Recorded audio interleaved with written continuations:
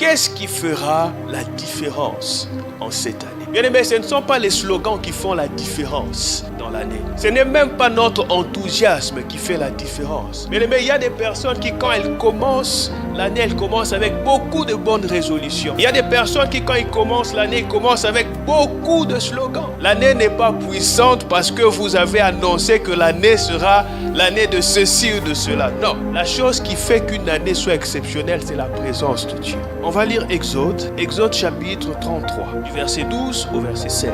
Moïse, quand Dieu l'a appelé, c'était quand même une personne qui était assez expérimentée. Sur le plan humain, on pourrait même dire que Moïse était pratiquement qualifié pour la mission que Dieu allait lui confier, la mission de leadership sur le peuple. Et puis le terrain vers lequel Dieu l'envoyait, le désert, c'est un terrain qu'il connaissait parfaitement. Moïse a fait combien d'années dans le désert? 40 ans dans le désert. Donc il a un diplôme de doctorat en sciences du désert. Une personne qualifiée. Mais il a dit, même si nous, en tant que peuple, nous n'avons pas les armes, même nous, si nous, en tant que peuple, nous n'avons pas d'expérience militaire, la seule chose qui va me distinguer, ce n'est même pas notre nombre, c'est Seigneur, si tu marches avec nous. Parce que Moïse savait que la présence de Dieu était au-dessus de son expérience personnelle. Moïse savait que la présence de Dieu était au-dessus des armes, au-dessus de toute forme de stratégie militaire, au-dessus de toutes les adversités qu'ils allaient rencontrer durant leur pérégrination.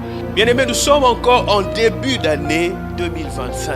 Personne ne maîtrise 2025. Personne ne sait ce qui va se passer. Même les prophètes qui se disent être voyants, bien-aimés, ils ne voient pas tout. La Bible dit que nous prophétisons en partie. Bien-aimés, la seule chose qui va faire la différence dans ta vie en cette année, c'est la présence de Dieu avec laquelle tu vas marcher. C'est elle qui fera en sorte que lorsque tu te trouveras devant les adversités, le Seigneur fera en sorte que par sa présence, que les obstacles se transforment en escaliers qui vont te permettre de monter plus haut. La force de Shadrach, Meshach, Abednego, dans la fournaise ardente.